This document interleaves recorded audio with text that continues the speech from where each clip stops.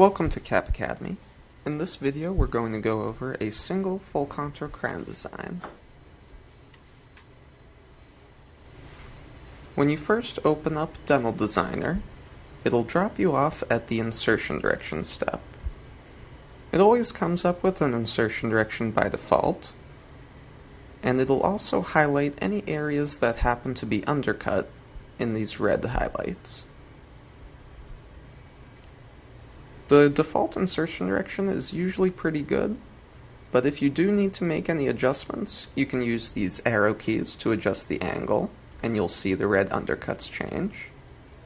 Or, if you can find a good view from the occlusal view, you can hit the Set button to change the insertion direction to wherever you were looking from at the time. It's okay to leave behind undercuts as long as they aren't directly on the margin line, since all of these red areas are going to be automatically blocked out. As long as the margin line is free of those red highlights, we'll continue next. It'll come up with a margin line automatically as well, and it usually does an okay job as long as the die has been ditched a little bit. To adjust the margin line, you can do single clicks to make a quick change, or you can hold down the left click button to draw a new line. So I'll just go around making some adjustments. I usually like to look at the die in a profile view. That way it's a little bit easier to see the height of contour of the margin.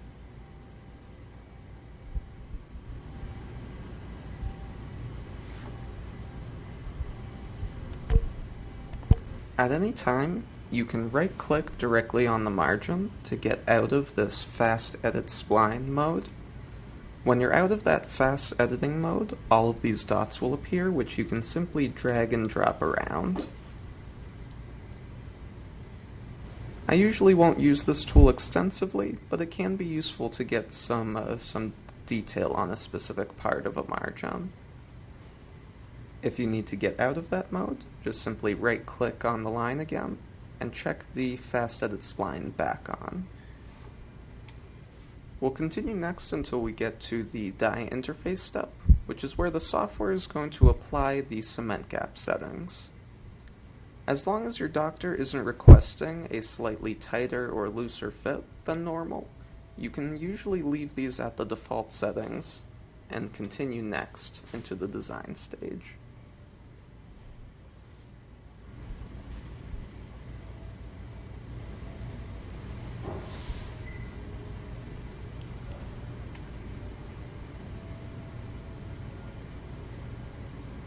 Keep in mind for this crown design, we're going to be going over the workflow that I happen to find to be a fast way of designing single crowns. Any of the tools you see me using, you can use in any order. The first thing I'll usually do is take a look and see where the crown has been placed. A lot of the times it'll be like this, where it's at a kind of slightly strange angle, and it's connected to the margin. So the first thing I'm going to do to fix that is just simply hit the undo button, which should disconnect the crown from the margin.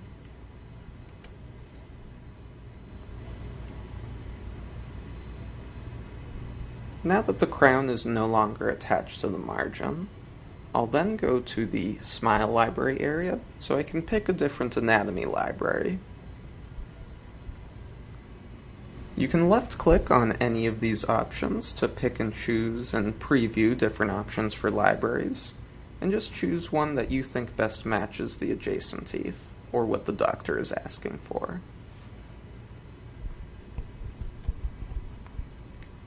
After making your choice of library, you can hit the OK button. And the next tool that I would try out is the Auto Placement tool.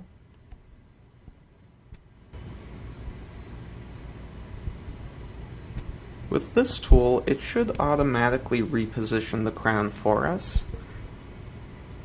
Sometimes it won't always do the best job with this placement, but if it does work, it'll save you a good amount of clicks, so I always give it a shot. And if I happen to not like it, all it means is I'll just hit the undo and move on to one of our other tools. If the auto position didn't work, I could use this transformation tool to adjust the size of the unit with the green sliders, the rotation with the red sliders, or the angle of the side with the yellow sliders.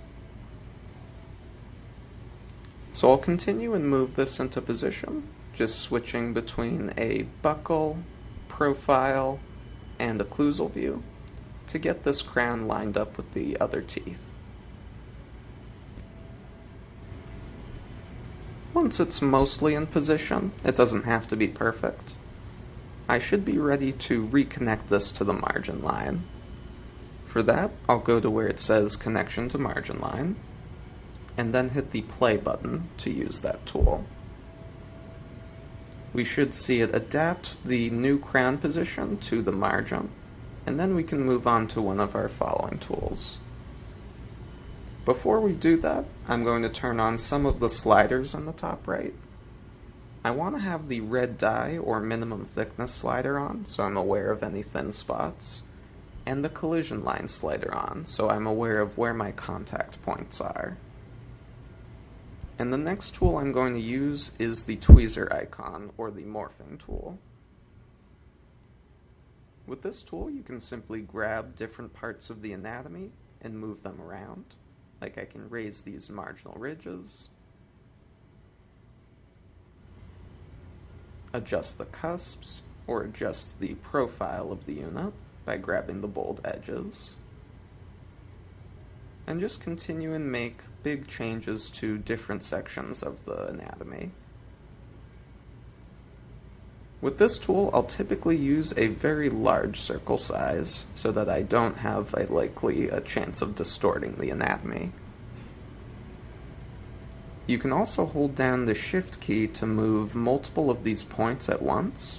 For example, I can grab these cyan dots and hold down Shift to move all of the occlusal pits at once.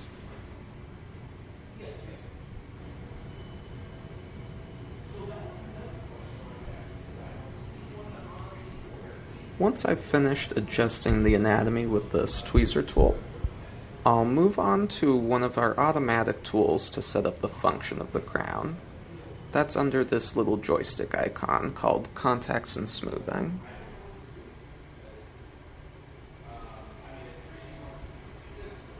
In here, I'm only going to use 3 of these automatic tools. The first one is going to be the minimum thickness tool, which for zirconia I do want set to 0.6 millimeters. When you hit the play button, it'll automatically fill in any thin spots that are left over. After that, I'll use the desired distance to antagonist tool. Right now it's set to 0.2 millimeters, which means it'll be 0.2 millimeters open from the occlusion. This will vary depending on your doctor's preferences, but you'll hit play and it'll automatically reduce your occlusion. The last tool that I'll use is the distance to neighbors tool. This I'll usually leave set to a negative 0.05 value, but most labs will narrow this down to whatever setting they prefer after they get a couple cases back. Now that I've set all of my contacts and thicknesses, the next tool I'm going to use is the spray can icon, or the wax knife tool.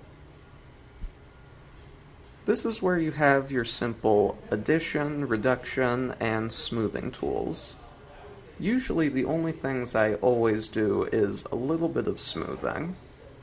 The areas I want to smooth out are the areas immediately underneath my neighboring contacts, just to make sure that there's nothing that would get in the way of the seating of the crown. You also want to do a little bit of smoothing all the way around the margin, since sometimes there will be ridges left behind from when the tooth was connected to the margin.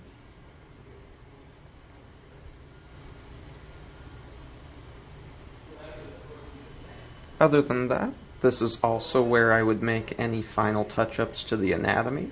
either using the plus or minus tools to recontour or adjust the anatomy,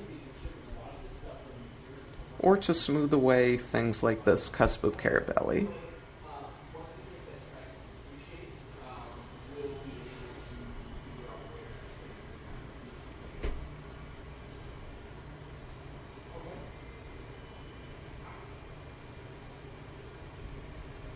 Once you've finished making any final touch-ups, you can continue next, and it'll save your design. As long as it says design completed and saved at the bottom, it should be ready to go.